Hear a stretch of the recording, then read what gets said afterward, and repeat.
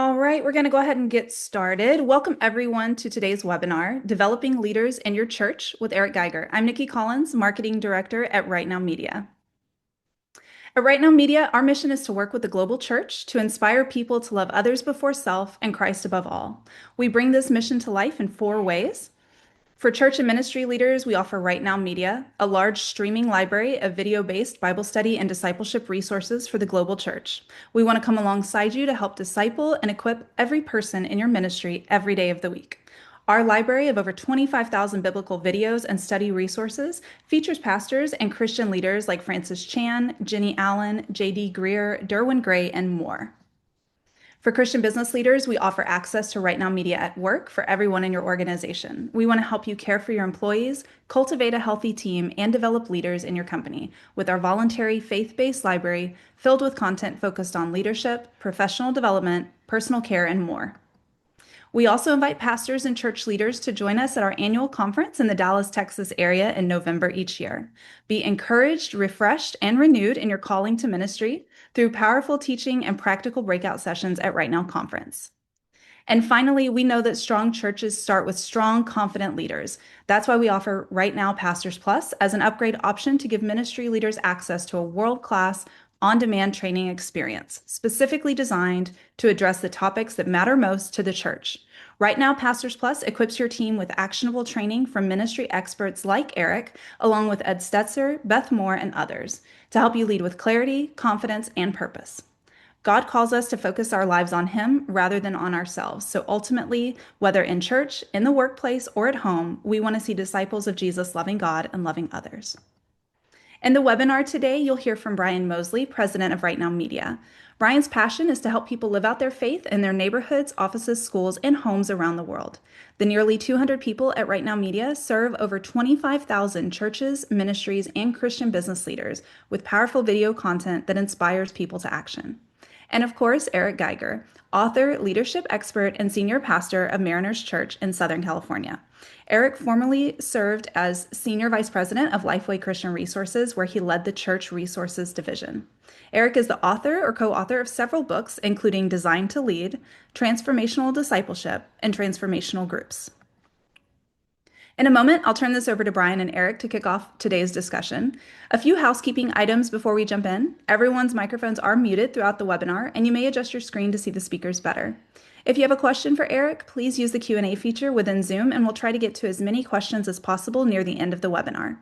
This webinar is being recorded, and everyone who signed up for today's webinar will receive a link to the recording later this week. If you don't see it in your inbox, make sure to check your spam or promotions folder.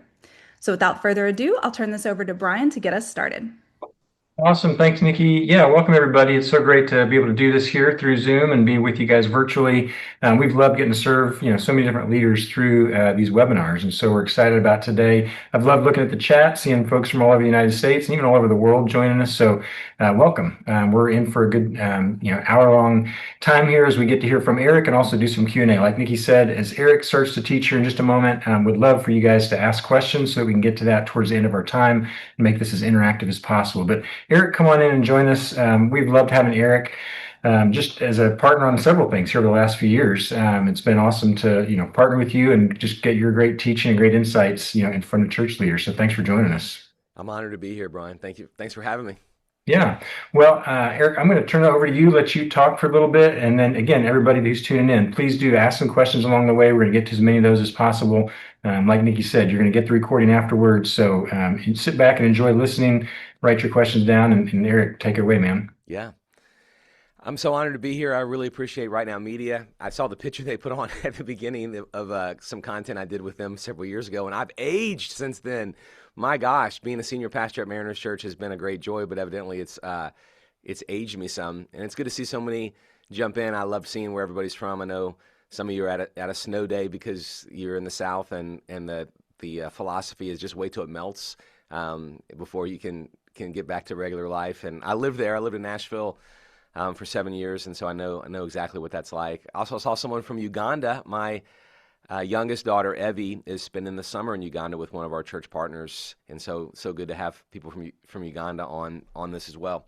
All right, so here's what I want to do. I'm hoping that this will feel for the next 25 minutes like it's set up, like I'm sitting across a table from you at your place, on maybe meeting with your staff or just with you, and you're curious about developing leaders in your church, which that's the name of the webinar, and the fact that you are taking time, I think it's beautiful that you have a sense that this is part of your responsibility, because it is, and it's the role of pastor.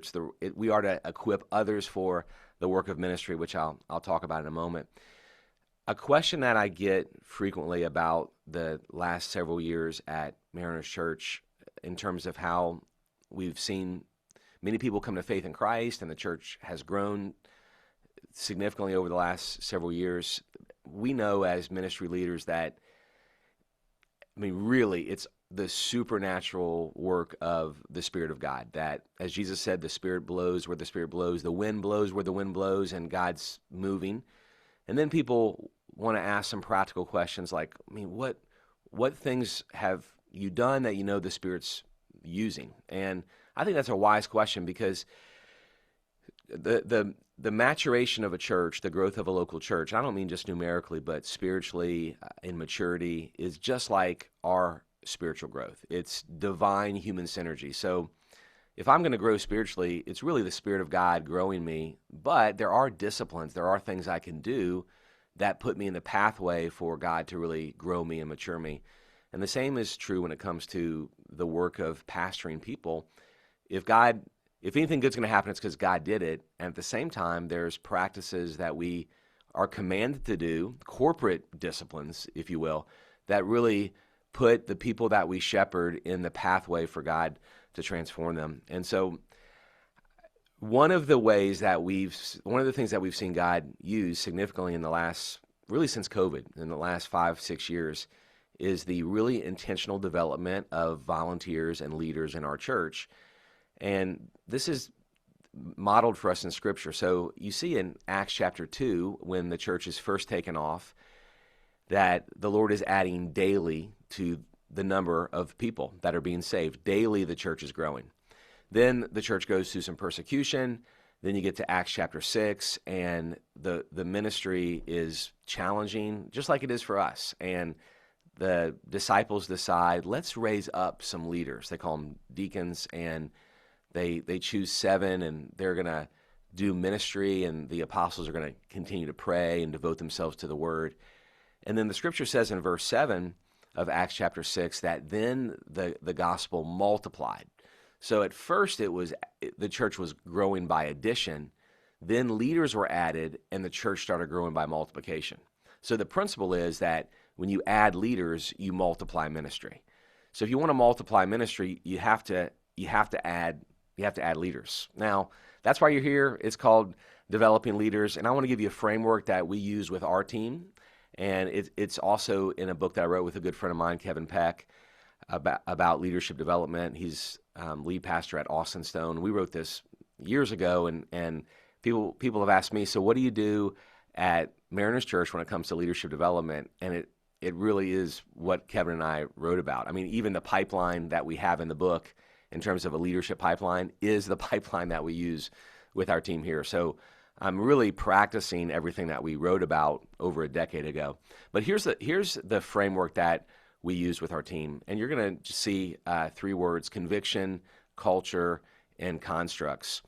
And in a moment, I'll walk through the passages. But if you just look at the left side of the chart, and I believe we'll put a link in here as well to a PDF, and you're welcome to use this and adapt this. Just want to be as helpful to you as I can. So I'm going to talk for a couple moments about each. Conviction is going to really be the most important. And this is where you have a deep belief that your role is to develop others. Culture is going to be about the team and the church as a whole. Is there a culture that embraces leadership development? And then constructs are tools, or I'll show you a leadership pipeline, a way that can actually help leadership development happen. If you notice that beneath the chart, constructs without conviction is apathy. And so sometimes people like us have gone to our church with a new vision, or, hey, here's how we're going to develop leaders, and we've given them a pipeline, and people have just stared at it and not embraced it. And one of the reasons that people don't embrace it is because we haven't developed a conviction within them And so if there's not a shared conviction for this is how we must live, this is how we must do ministry, then people are just going to, a leadership pipeline is going to feel cumbersome, not even helpful because there's not a conviction. So there's apathy. But if you have constructs without culture, it's just exhausting. It feels like you're just doing work. There's not a really deep-seated belief that this is who we are around here. But if you have a conviction, and some of you do right now, you have a conviction for leadership development, you believe that is part of your role as a pastor or a ministry leader, but you don't have tools to help you or constructs, then you're just frustrated. And so you really need all three: conviction, culture, and construct. So let me talk to you about each of those. First, conviction. People often want the fruit of leadership development. And Amy, you can take that slide down. I'm going to come back to the passages in a moment. Amy's my assistant. She's amazing.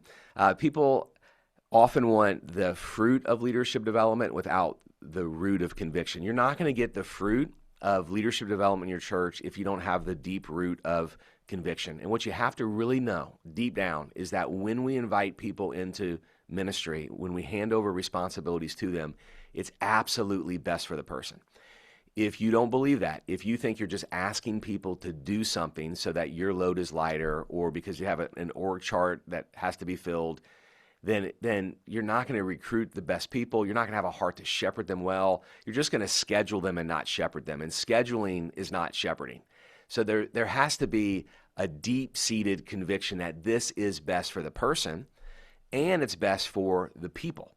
So best for each individual, but also best for all of the people. So it's best for each sheep and it's best for the flock. It's best for the person because the person finds his or her spiritual gift and enjoys God working through him or her. And it's best for the church because as new people come, they're able to be cared for because you've increased the number of shepherds and leaders that care for those people. What I've seen for years, decades really, when I was in my former role and I looked over the shoulders of thousands of churches, but also when I was pastoring in Miami and now pastoring in Southern California, I really believe that there are people who God wants to send our way, people who are in need of God's grace, but God in his sovereignty is going to send people to a place where they can be cared for, where they can be shepherded well.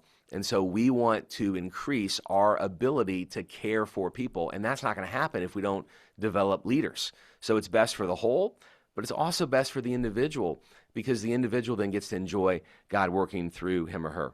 All right, but you've got to be convinced. This is about conviction. You got to be convinced that this is your role. In Ephesians 4:11-13, the Apostle Paul writes to us, and it's the only time, if you've been to a seminary, you may remember this, where the word for pastor is used in the noun form is in Ephesians 4:11-13. It's used in the verb form, like to shepherd people in other passages, but the only time, the one time it's like a job, is like a noun, is Ephesians 4. It's he who gave some to be pastors, teachers, to equip God's people for works of ministry so that the body of Christ is built up, measured by the full stature of Christ. I tell the elders that I work for, so I'm one of the elders, but also I'm accountable to the elders, that really, if you just looked at the scripture and you would say, Eric's got one job. I have one job. And that one job is not to do all the ministry, but it's to equip God's people for ministry. And this is so biblical, but for many of the people that we serve in our churches, it's not logical. In fact, I just preached this last weekend and told our churches at the end of the message, I was challenging people to serve. I was saying some of you have the wrong impression of church, and I get it, because like your impression is what a lot of people think, and it's actually logical. You think, hey, I love my church. God's doing a work in my life, and He's growing me. I love it here. I want ministry to happen here, so I'm gonna give. I'm gonna pay so that people like Eric can do the ministry. I mean, that makes sense to you because that's how you handle everything else in your life. If you want something done, you pay for it to get done. But that's unbiblical. The biblical model, you may not have yet known this, but the biblical model is not you're paying me to minister to you. The biblical model is that I'm actually paid by the church, but not to do the ministry, but to equip you to do ministry. And if you don't find your gift and find a place to serve here, our church is not what she should be, and you aren't you aren't enjoying all that God has for you. So the biblical model may not make sense to you, but it's beautiful. It's how God's designed his church, that the pastors are to equip the people. And so you have to really be convinced that it's your role. Sometimes I've seen that pastors really, and those who are in positions of pastoral ministry, whether that's your title or not, struggle with developing others because honestly, they like doing it themselves. There are some pastors who enjoy hearing when someone's leaving service, shaking the pastor's hand saying, "Oh, nobody can pray for me like you pray for me. Nobody could visit me in the hospital like you visit me. Nobody could do the wedding of my daughter like you could, or the memorial of my mom like you could. Nobody could do this for me like you can." Some pastors love that. And if you're not careful, because ministry's fun, it's so fun for us to do what we get to do. If you make an idol of ministry, you'll crush leadership development because you'll want to hoard ministry for yourself and not give ministry away. So I think one of the reasons that leadership development doesn't happen in many churches is because some of the ministry leaders have viewed their role as doing ministry, and some of the ministry leaders think, this is where I get my worth. I get my worth in doing, and you've been affirmed for doing. But if you make an idol of ministry where you actually get affirmed for all that you do, then you perhaps will neglect what your role is, which is to equip others to do. Your role is not to do ministry, it's to equip others to do ministry. Okay, so I want to show you in that framework really the example from Moses, which if you've been to leadership development seminars in our world as church leaders, you've seen Moses as an example before, but I want to show you some things that I think people can miss. First is conviction. So I want you to see what happened after Moses passed away, and then I want you to see what happened after Joshua passed away. So in Joshua chapter 1, 1 through 3, this is what you read. After the death of Moses, the Lord's servant, the Lord spoke to Joshua, son of Nun, who had served Moses, and this is what the Lord said, "Moses, my servant, is dead. Now you and all the people prepare to cross over the Jordan to the land I am giving the Israelites." So Moses passes away, and boom, right away, Joshua is ready to lead. Now notice, though, sadly, what happens in the book of Judges when Joshua passes away. This is Judges 2, verse 8 and 10. "Joshua, son of Nun, the servant of the Lord, died at the age of 110. That whole generation was also gathered to their ancestors. After them, another generation rose up who did not know the Lord or the works he had done for Israel." This is such a paradox or a juxtaposition, such different perspectives, different responses after someone passes away. After Moses passes away, Joshua is ready to lead. After Joshua passes away, a whole generation rises up that doesn't know about the Lord, meaning they didn't know the stories that God had rescued the people out of Egyptian slavery. They didn't know the stories of God's faithfulness. They didn't know the Lord at all. What's the difference? Joshua, when you read the narrative, was developed by Moses. So when Moses goes to the tent of the meeting, Joshua's there. When Moses sends spies into the land, Joshua is one of the spies. There's this holy rhythm in the scripture of Moses developing Joshua. However, when you read Joshua's leadership, you don't read him developing anyone. Now, I'm sure he may have jumped on a Zoom call like this or gone to a meeting and said, "I believe we should develop others." But you don't see that holy pattern in his life of actually pouring himself into other people. And one generation later, the people don't know of God. So here's how you know if you have conviction or not. Because everyone's going to say they have conviction to develop others. Here is the test for you. And if you oversee other staff on your team, here's the test. If you can imagine doing ministry without it, it's not a conviction. So if you can figure out how to get by leading in a youth ministry, a kids ministry, a small group ministry, or any kind of ministry in a local church, if you can get by without developing others, it's not a conviction. It's not. Just like if you lead a ministry and you never teach the Bible, you couldn't say that teaching the Bible is a conviction. If you oversee a ministry and you audit your calendar and what you emphasize, and developing others isn't primary, you can't say it's a conviction. So I'm spending a lot of time on conviction because what I've learned since the book came out is that people would jump to the back and see a leadership pipeline. But if you have a leadership pipeline without conviction, you're gonna have it for 6 months and then you're gonna file it away.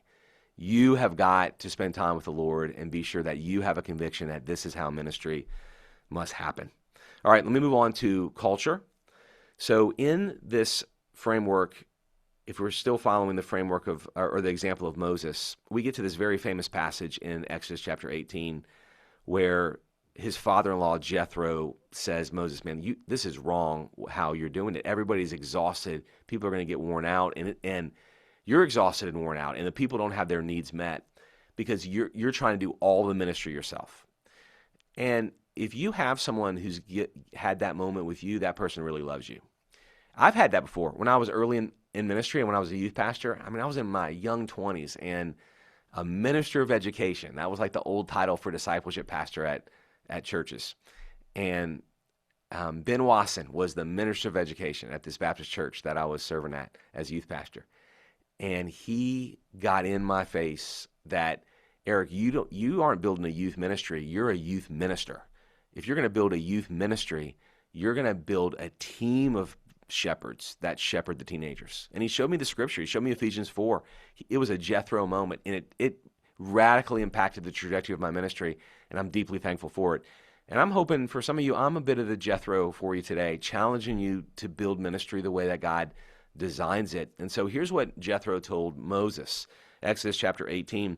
Instruct them, the people, about the statutes and laws and teach them the way to live and what they must do. But you should select from all the people able men, God-fearing, trustworthy, and hating bribes. Place them over the people as commanders of thousands, hundreds, fifties, and tens. All right, this is the famous leadership development passage in the Old Testament. But I want to show you 3 important characteristics of a culture that develops leaders that we see in this text. And they're actually imperatives that Jethro gave Moses of what Moses should do. I mean, he's saying, don't do everything, but here's what you should do. Notice, he says, instruct them about the statutes and laws. Notice the first bullet point on the framework. A healthy culture has a strong identity. So Exodus 20 is when the law is given. So this is Exodus 18. Scholars call this progressive revelation, that people have been able to see the character of God. And Jethro is telling Moses, listen, you got to tell the people who they are. Remind them that this is their identity because they belong to Yahweh. They belong to the one true God. That applies to you this way. A healthy culture has a strong identity, meaning there's a strong sense of here's who we are. Meaning if you want a culture where in your church where people serve, you got to help them understand who they are. You're a servant of the Lord Jesus Christ. You're a priest. Do you realize when Christ died, the veil was torn? You're gifted. You have a spiritual gift. This is who you are. So a healthy culture has a strong sense of this is who God has made us to be. So that's identity. A healthy culture also has a clear mission. Moses said, you got to teach them the way to live and what they must do. So instruct them in who they are, teach them how to live. So who are they always impacts what they do. Identity always impacts mission. And this is so practical for you as a ministry leader. If you have a big vision, your big vision inspires and requires more leaders. If you have a small vision, your vision does not require or inspire new leaders. If you have a big vision of like, man, this is where we are as a ministry and here's what we believe God has for us, and it's like overwhelming, then you are set up to where you can invite people to be a part because there's no way that it can be accomplished with the current leaders. You need more. And so it requires leadership development. So a healthy culture has a clear mission. And then this is really important because I do not want you to hear me saying, hey, just go get anybody. Have a big vision and go get anybody. Notice in the text, this is so important. A healthy culture develops but also deploys godly leaders. I want you to see what Jethro tells Moses. Select from all the people. He gives 4 characteristics. Able men, God-fearing, trustworthy, hating bribes. People will sometimes ask me, what's more important, character or competence? And I'm like, I want both. Like I want character and competence. But if I have to choose, it's not even close. Character. Of the 4 characteristics that Jethro gives Moses, 3 of them are focused on character, and only 1 is focused on competence. Abel is competence, but notice the other 3: God-fearing, trustworthy, hating bribes. Essentially, be sure the people that you are putting in significant roles are men and women of character, because they set the pace for the entire ministry. The New Testament version of this is 2 Timothy 2:2. It's the famous discipleship / development passage in the New Testament. The Apostle Paul says, and this is on the handout as well, and what you have heard from me in the presence of many witnesses, commit to faithful men who will be able to teach others also. And he's saying men, not only men, but men as in everybody. But he says faithful who will be able. Does not say the able who maybe they'll be faithful. He starts with character. Essentially, the Apostle Paul would not have led any of those table talks or like conference breakouts where it's like, let's get high capacity leaders. Let's have a whole talk on how to get high capacity leaders. His talk would have been, let's get high character leaders. Let's get high character leaders, and then let's work on their capacity. Let's get high character people and work on their competence, not high competence people and hope that they have great character. So that's important, because if you populate your teams with people without character, you're not going to have a healthy culture on any of those teams in your church. So conviction, culture, and then constructs. All right, now constructs, I'm going to give you 2 tools. And I always hesitate to do this, because the reality is if you have constructs without conviction and culture, it's not going to work. It's not going to work. You're going to have something cool on a dry erase board, but it's not going to work. In fact, if you don't have constructs, but you have conviction and culture, you'll find a way. But if you have constructs without conviction and culture, you'll just get, as we said at the beginning, apathy. But here's where constructs comes from. It's Exodus 18, verse 21 through 23. And many have called this the first org chart in Scripture. But you should select from all the people able men, God-fearing, trustworthy, hating bribes. And notice what you do. Place them over the people as commanders of hundreds, 50s, and 10s. They should judge the people at all times. Then they can bring you every important case, but judge every minor case themselves. In this way, notice how this is good for both the people and for the leader. In this way, you will lighten your load, and they will bear it with you. So Moses, this is good for you. If you do this, and so God directs you, you'll be able to endure. So it's good for you, Moses. But notice, also all these people will go home satisfied. So Moses, I'm giving you an instruction on how to set up an org chart from 50s and 10s and hundreds and thousands. Set up a structure. It's going to be good for you. You can endure, but it's really not about you. It's ultimately for the people, and this is best for the people.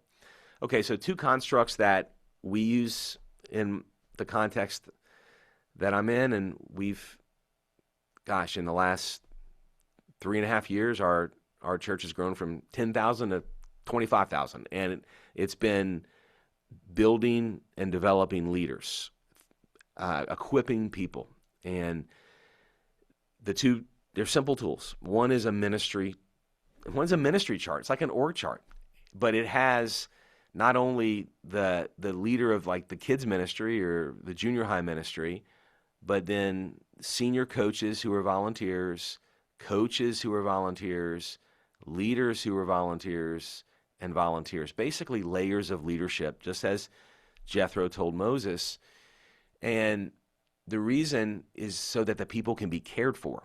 If you're the youth pastor and you've got 18 Sunday school classes and every one of those teachers or leaders is aligned to you, you can't care for those people really well, and you aren't going to be able to expand the team, which means that the growth of the whole is limited. So it's not great for the person because the person's not shepherded well, but it's also not great for the whole because you're not going to be able to grow if you don't have a structure that allows for growth. So a ministry chart or an org chart allows for growth. It's just a real practical tool. And then the other is a pipeline, which a lot of people, it sounds so nerdy, but it's so helpful. And this is the leadership pipeline that we have in the book, Designed to Lead. And we use it with our team here as well. I think Amy can put up the leadership pipeline. The way to do it is you look at the roles that you have in your church and you put them on the left side. And so this is not going to be a perfect play, but an offensive coordinator draws up a play because you have to run a play. It may not be a perfect play, but just get started. Now, here's what I want to encourage you to do. If you are in a role in your church where you have leadership over multiple areas, it's really important that you use the same nomenclature. So for us, volunteer, leader, ministry director, senior leader, we have another role in there like coach. But this is like a simple one. This is 4 layers. I think ours now has 6 layers. I'm just trying to give you a simple example with 4. What you want is the same titles across every area in your church. So you don't want the kids ministry to use different language than the youth ministry and different language from the groups ministry. You want to have the same titles. So you put the roles, the level of role on the left side going horizontally, and then you choose how are you going to develop people? Like, what are the competencies that you want to develop in people? So we've said it's discipleship, vision, strategy, collaboration, people development, and stewardship. And then ministry specific would be our guest service team our worship team has this, our discipleship team has this. But basically, we have decided these are the 6 areas that we're going to develop both volunteers and staff. So we don't have a different pipeline for staff than we do for volunteers. We have different trainings and different hopes for each place of leadership development.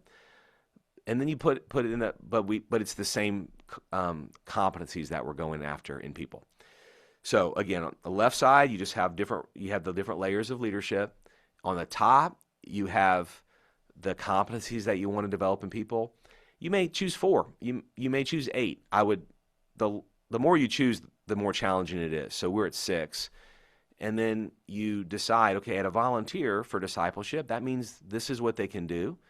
When they move into a leader or a coach, then we want this. When they move into a director, then we want this. And this is the biggest lesson about a leadership pipeline. Ram Charan was a business consultant for years. He actually wrote a book called Leadership Pipeline. And he said, here's why leadership development fails in any organization. He said there's only one reason. So you should pay attention when the guy who wrote Leadership Pipeline says there's one reason why leadership development fails in any organization. And here's the one reason. Because leaders are developed for their current role and not their future role. And so what a pipeline helps you do is look at people who they want to go into another role. Now, some people don't. Some people I want to just do this. We should never guilt those people or shame those people. But for those who want to move into another role, a pipeline helps you develop them for their next role, not their current role, because you're looking at the competencies and what's required for the next role. So that's a construct. Hopefully the framework will just be a starter for you. It's actually a fun conversation with your leadership team. Okay, so that's the overview, conviction culture, and constructs. And then, Brian, I'd like to move into some Q&A and see what questions people have. Yeah, awesome. Thanks for that. I've heard you teach on this a little bit before, but I'm still taking furious notes and just thinking about my own church and going, okay, where are we lacking on this? I'm an elder there. So yeah, this is super helpful. And I would just say, by the way, I know there's been some comments. There's a link posted in the chat for those slides, and then it'll be in the follow-up email. So you will get the slide that Eric was showing there. So Eric, several questions have already started to come through, and I know there's going to be more that joins us. Just as a starting point, over the last 5 years, Charlie asks, how have you seen leadership development change, if at all, over the last 5 years? That's great. I think what's not changed is the discipleship aspect, and it's always been true that Christian leaders care about the character. I love that people in the broader culture are now saying we should as well. But those of us who've been doing leadership development according to the scripture, we've always cared about character. I think this is important to view leadership development as a subset of discipleship. So not as, hey, we disciple people and then we're going to do leadership development, but discipleship and leadership development as a subset for those who want to be developed as a leader. The reason that's important is you don't want to divorce leadership development and discipleship, because if you do, you'll kind of view it this way. We're going to work on people's character to disciple them, and then we're going to work on their skills to develop them as leaders. That gets dangerous, because then you can get some people that are more skilled but less sanctified. You want people to be both sanctified and continually grow in their skills. You don't want to help people get more competent and have less character. But I think what's changed, Brian, and the question is a good one, is there are people have more access to think about. We're doing this right now digitally. Some are watching this in real time. Some are watching this after, and that's true for the volunteers in our churches as well. I think people often, like for us, we're learning with like volunteer meetings as an example. If we can give content before the gathering, and then the gathering is about applying the content, checking in with people, caring for people. So some of the tactics, I think, of leadership development are changing because of tools like this, which we should embrace and then maximize the time in person with someone for application, for caring for the individual. Yeah, that's great. On your chart, when you had kind of the apathy, exhaustion, frustration kind of pitfalls, just in your own experience with leaders, do you find that there's a tendency for people to end up falling into one of those buckets more often than the other, or are they all, it just kind of depends on the situation? That's great. If you don't have the conviction that if you have let's start with, you must have conviction, and I Yeah. would assume that people who are on this right now, when you've suffered through this call, you've got some conviction, you want to do this.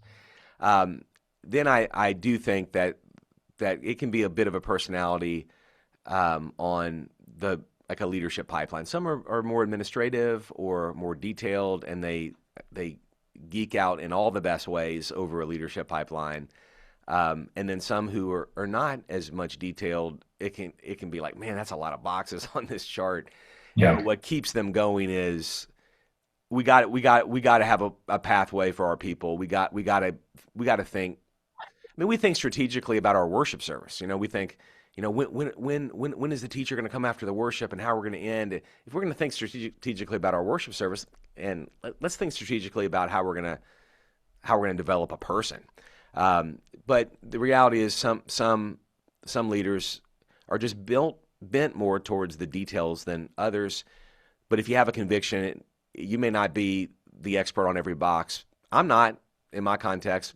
I have several who are, but I believe in it enough that when we're in a meeting, I'm pressing in during the moments we're looking at the pipeline. Yeah. Yeah. That's good.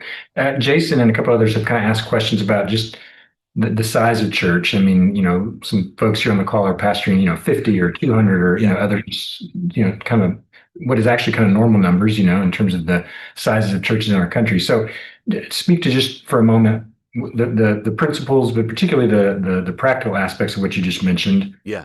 How does that apply to a smaller church in light of a bigger church? Well, when we wrote the book, we definitely tried to think of the smaller church, because that's the norm. It's really the norm. Like the church of 100 or 50 is much more normal. And so the pipeline overview we gave you is four layers. We have more layers in our context, but what I'd say is I have believed it was real. We really grew a lot to a much larger size than many churches before we centralized and hired staff for this. Meaning, I really believed for a long time that the best approach was for everyone to own it, and so we would have a centralized nomenclature and a centralized framework, but every area would be responsible for their own leadership development: kids ministry, youth ministry, adult groups. But let's use the same nomenclature. Let's agree upon what our competencies are. So I think at any size, Brian, that is helpful for as you are, but also as you grow. And I wouldn't want you to think you have to have like this real big centralized team for this. We were, I mean, I think we were at 15,000 before we did that. So we lived decentralized for a long, long time. I have just practically for me, I think the longer you can, you actually build conviction with more and more people for it than if you just like hire a Navy SEAL team. We have that Mhm. now, but not at first, where you hire a Mhm. Navy SEAL team and everyone thinks, oh, that's the team that does that, as opposed to everybody owning it. Yeah.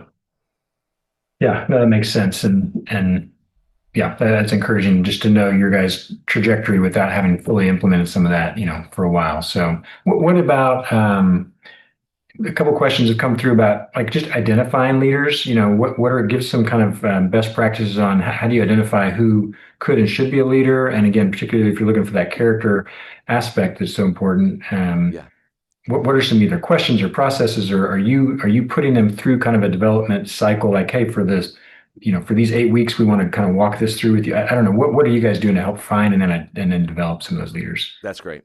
I mean, I think the person who asks that question is the person who is going to do this well. Meaning they're thinking, I don't want to just have someone fill a spot. I want to be sure these are the right people. So really, the fact that you're asking that question is you're in a great place. And I would look to see what your church already does for, whether it's membership class or new Christian discipleship. For us, we use a discipleship program. Actually, we started at our church called Rooted. It's 10 weeks. And so that's a massive way for us to identify new leaders. But you don't need to use that to identify new leaders. But I would say I don't want you to walk away. Listen, I'm a pastor too. I understand that when we're off this call, I got stuff to do. I don't even know I have to do yet because I haven't checked my email. So I'm not trying to give you a whole lot of things to do, but look at what you currently already have that you're using to identify and disciple people, and then use that to identify leaders. Yeah, that's good. What about the number? John asks, like, what's the optimal amount of people that a person can lead and then even actually develop? Like, how many people at a time, can a leader be emphasized, be focused on developing others? That's good. Am I frozen, Brian? You, you are. I'm not quite sure what I'm happened frozen there, at the but we can worst hear at the you. worst possible moment. That's funny. But Yeah. everybody can hear me, okay? Yeah, you can hear you just fine. So Okay. I'm not sure why your image If froze, but if we're all everybody good. if people like take a picture of that and tag me on Instagram, I'm gonna be disappointed. Okay, I'll answer the question. That's so funny. It's okay. Amy's probably locking me in and out. I'm fine with it. It's humbling. It's beautiful, Amy. That's what I need. The ideal number of leaders, it always depends on the development level of the person, right? So if people debate this in leadership circles all the time, like how many direct reports can someone have? Well, the answer is it depends. If everyone is highly competent and fully committed, in the situational leadership model, it's people who are called D4s, but basically they're fully in and they know the playbook and they are highly competent. Well, someone can oversee, 12 people. If they're new and they're learning everything, then a leader can handle 4 to 6 people. So it really depends on the people who are being developed. So it's a it depends answer. I Yeah. think if you have volunteer coaches, like we use volunteer coaches, it's fewer people than more people because those are volunteers. Yeah. Um, Levi asked a question, and I was thinking his questions as a senior pastor, are there things that you would never delegate to developing, to some other leader? And if so, what would those things be that you're not going to delegate? I think back to your little story about, the person that says, oh, pastor, you would never, nobody else could do a funeral or a wedding or visit me like you do. And yeah, so I mean, what is it that you can, as a senior pastor, say, I don't think I can and should delegate this at the church? I love that question. That is such a wise question. I'm going to give a bit of a depends answer, uh, because I think things can change in seasons. But I think the pastor should know that the answer to that question in that context, and then also have conversations with whoever that pastor is accountable to. For me, it's my elders. I've been here 7.5 years. I don't delegate the teaching plan, and I don't delegate the pastoral development plan. So I really hold closely our overall teaching plan, and I hold closely how I'm developing our pastors. And that, what I mean by that is just our monthly pastor meeting. I hold that closely. There's things I am now delegating that I didn't delegate 7 years ago. So 7 years ago, I held really closely our monthly all staff gathering. I cared so much about it. I still care so much about it, but I actually have other leaders on my team who I think handle it better than I handle it. So I've delegated that.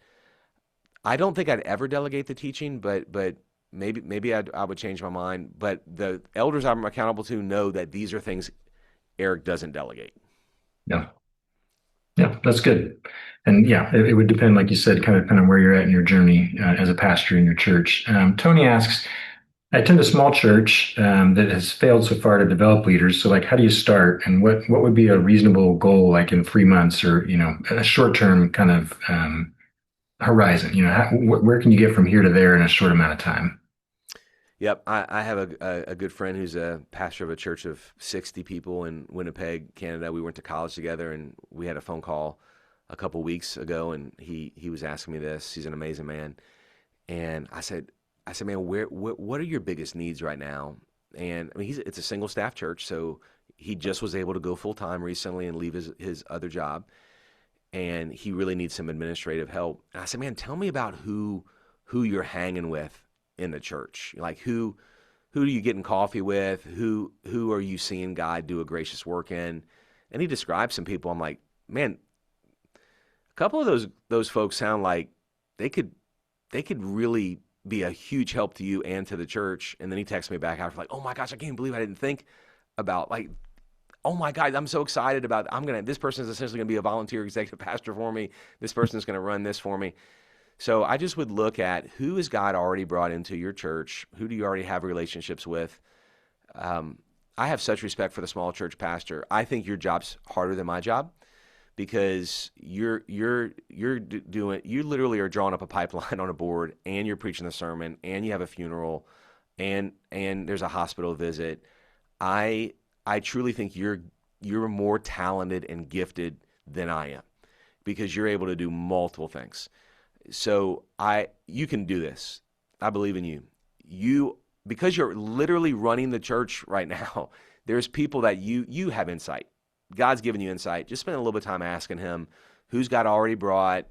Who can I say, hey, can I share some responsibilities with you? Could you help me in some of these things?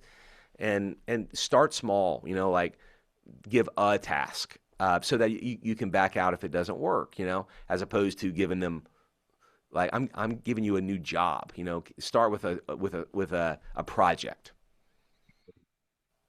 So that's good for the starting. And then a couple questions came. I'm going to kind of combine them. Like Jake asks, another person named Gray asks, like if we've already got something going. I mean, we already have a leadership team and some things in place, but we would like to change, right? We'd like to adapt some of the stuff that you're talking about today, or we'd like to evaluate from our team, like how we are doing. And what would be some questions or tools to evaluate from the existing team, existing structure, like, hey, what's working, what's not, and then how Yep. do you take something that's moving and start to transition it, knowing that, like you said, there's so many other things competing for our Yeah, time. It can almost be harder to move something that's going it is. versus starting from the scratch. Yep. Depends a bit on the size of the church, Brian. So let's say Yeah. a church has a couple of staff members, whether part-time or full-time. What I've done, and it's painful, but it's effective, is, hey, everybody bring what you're doing to develop leaders and bring your ministry chart to our next staff meeting. And then when everybody shares it, it's just so obvious. It's just so obvious that we're all over the place. That some people have layers of leadership, some don't. Everybody's using different nomenclature. Um, at that point, if there's high trust with the team, you can just say, do we do we think this is the best way? What if we had the same nomenclature? We're not talking about hiring someone who's everybody's boss, but what if we all had the same titles for people and a similar way that we develop them? What if we had the same approach? It almost feels like we're five different churches with the same name, as opposed to we actually have the same strategy. So I would just ask people to bring what they have, and you have to live in a little bit of discomfort with that to create some desire for that to change. That makes me think, and again, this probably depends on kind of the makeup of the church, but kind of having those conversations and pushing forward, does that have to be the senior pastor that actually facilitates that, or could that even kind of be delegated to somebody if there's somebody else that maybe has that gifting a little bit stronger to have the conversations, not to lead the church, so to speak, but just to kind of Yeah. drive the conversation? The if the person has credibility with the team, yes, for sure. As long as it doesn't feel like the pastor's heart's not in it. As long Mm-hmm. so initially the pastor needs to be, and not symbolically involved, but hearts involved. It doesn't mean that the pastor has to be in every meeting, but Yeah. it's got to be clear that I believe this is how we should operate. And I'm not super skilled at this. I've asked so and so to help us, and if so and so has cred with the team, Hmm. absolutely, absolutely. Yeah. I think there's a lot of churches nowadays there, and this has always been maybe somewhat the case, but particularly here in recent years, just struggling with volunteers. I mean, recruiting Totally. volunteers, keeping volunteers, motivating volunteers. So I know that's a big topic here as we kind of wrap up, but just as you think about developing leaders and of course needing the volunteers to not only lead, but then come alongside those leaders, like it's a big question. So it's hard to sum up for you here, but like give us some insight on just the overcoming that hurdle of finding and keeping volunteers in light of trying to develop these leaders. Yeah. Well, I'm going to give a challenging answer, but I'm just going to be honest because it's true. It starts with the staff that's hired. So God uses all different kinds of gifting, whether the person is administrative or the gift of exhortation or the gift of leadership or the gift of teaching.